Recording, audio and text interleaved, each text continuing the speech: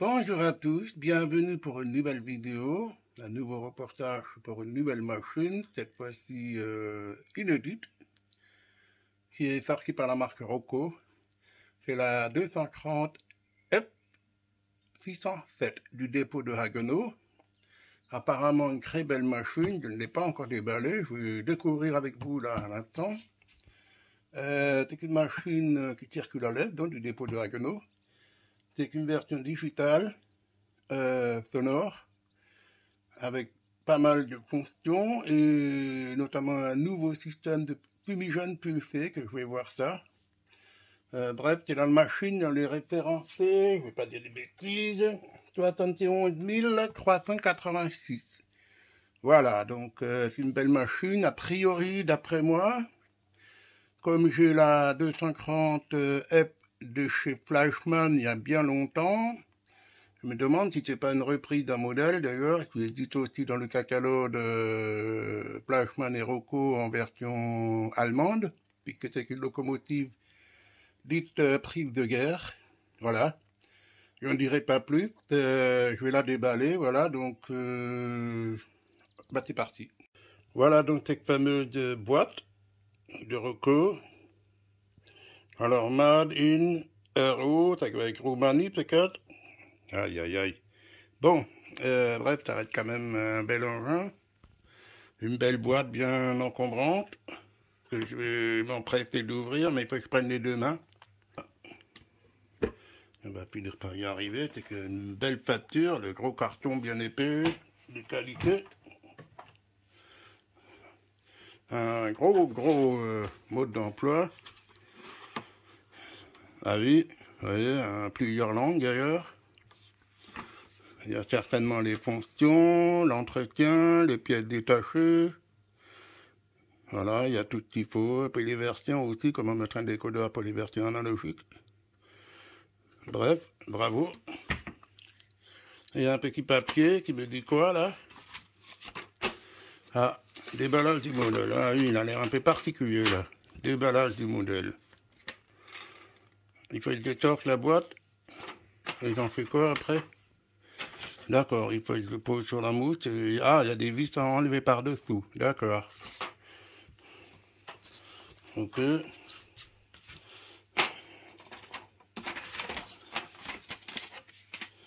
Ben voilà, la belle bête.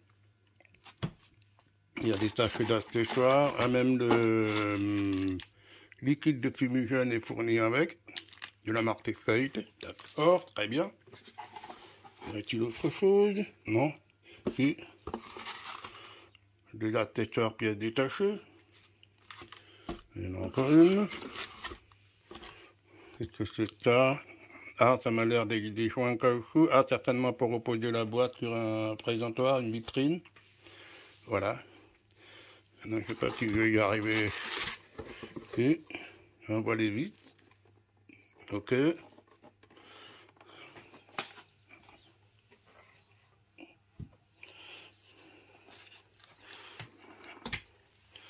Une belle boîte, une belle vitrine. Avec un rail de type Géoline qui est spécialement moulé, je pense, pour l'occasion. Puisqu'il n'y a pas de fil métal, mais que du plastique. Ok.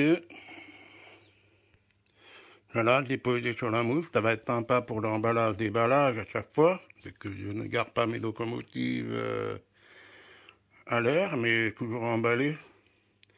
Oui.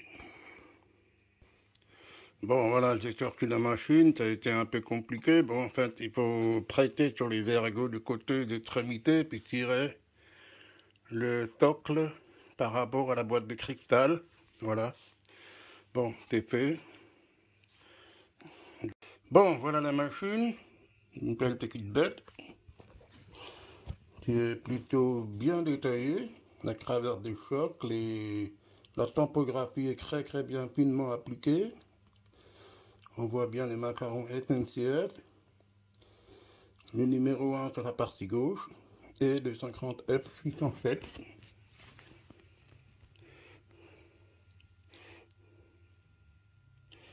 La chaudière finement détaillée. A priori, rien ne manque. les sifflets, la cabine, bon, quelques figurines, chérie, les bienvenus. Les roues sont très fines, en filigrane même. L'embiellage également. Voilà, le tendeur. Alors là, on voit on voit bien un Haguenau dessus, oui, exact. Et le tendeur, lui, il est aussi bien réalisé. Alors le tendeur, il est moteur. Le décodeur son, le haut-parleur, lui, se situe normalement dans la chaudière. Le décodeur, encore, je ne suis pas sûr, mais le haut-parleur, oui. Voilà. Partie dessous.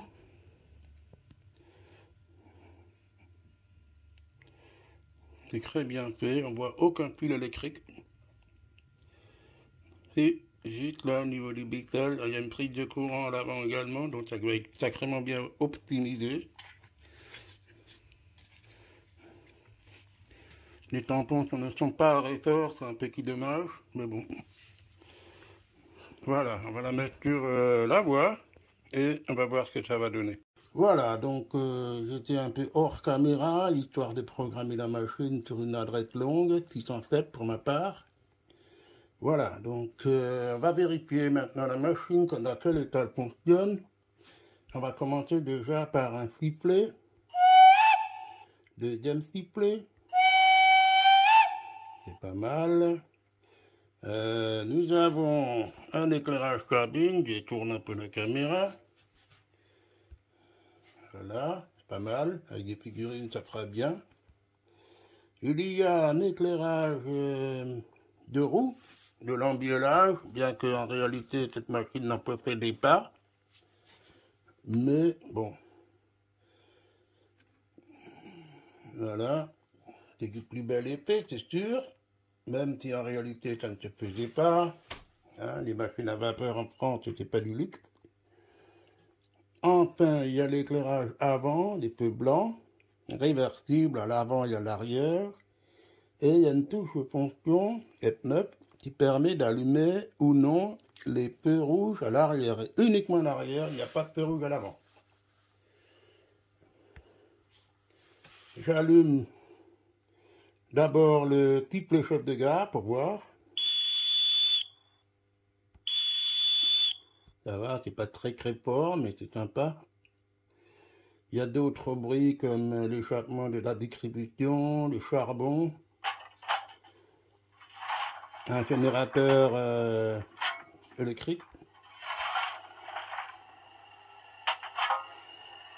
Il y a d'autres fonctions comme l'air, pulsé, vidange de la cuve, etc. Bref, j'allume la touche F1. Voilà, on entend les petits bruits de quelque chose sur la machine à l'arrêt. Je vais reculer un tout petit peu. Avec très grande souplesse.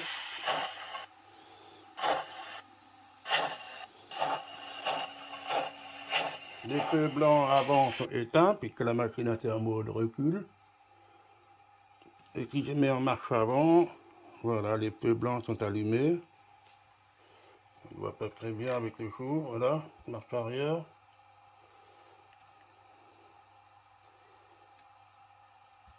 Marche arrière, voilà, marche avant. Comme dit, il n'y a pas de rouge à l'avant. Le bruit est super sympa. La transmission, la motorisation sans le digital sound est très silencieuse. Nous allons le voir, j'ai coupé les sons. Écoutez la mécanique. C'est du velours.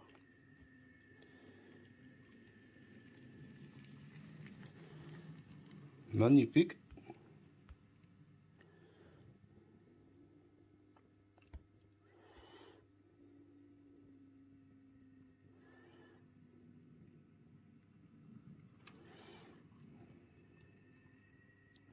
Enfin, on va essayer maintenant le fumigène. J'en ai mis un petit peu déjà.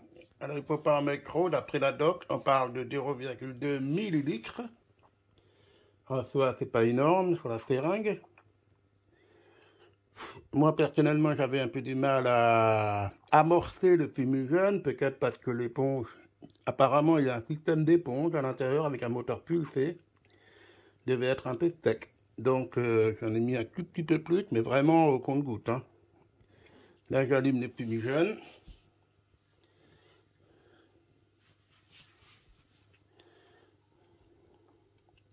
Ça commence. J'ai fait une petite marche arrière. Normalement, il est pulsé.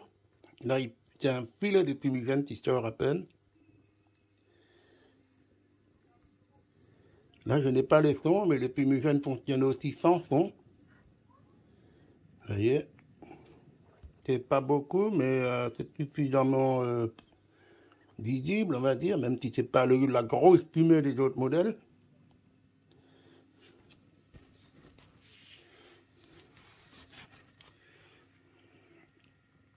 Avec un système de fumigène feuille, c'est pas mal.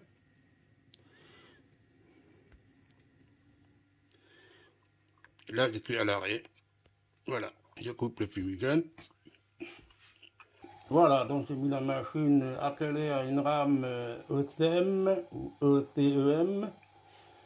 Le fumigène est chargé, comme dans la doc le précise. C'est parti pour faire un petit tour.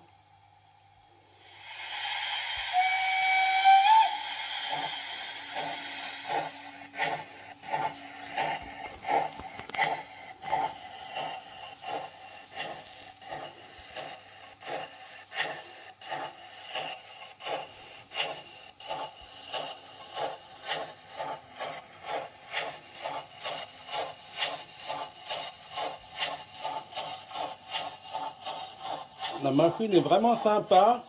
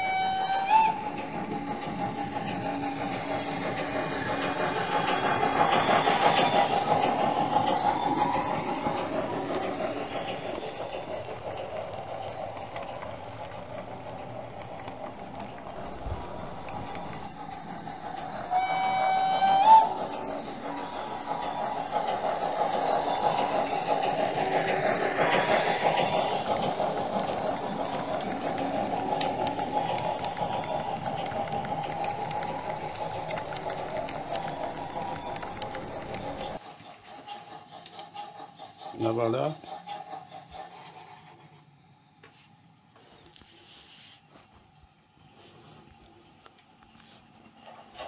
J'ai mis en arrière le zoom. Vous voyez l'inertie. Et en fin de compte, ça fume plutôt bien. On le voit. Voilà. Le principe a l'air pas mal.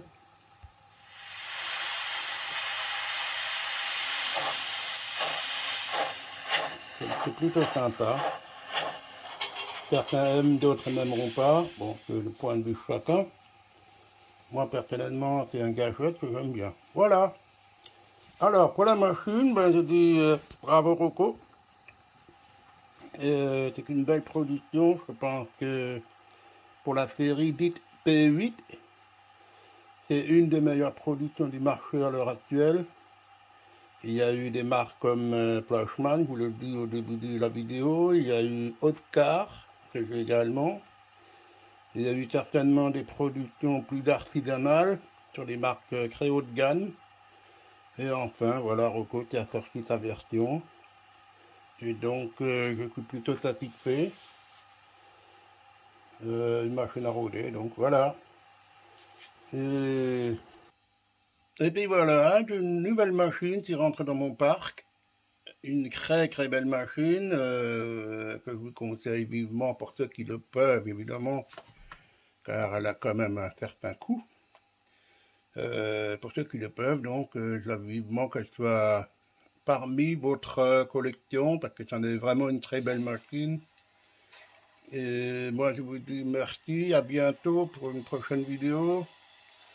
Bye bye!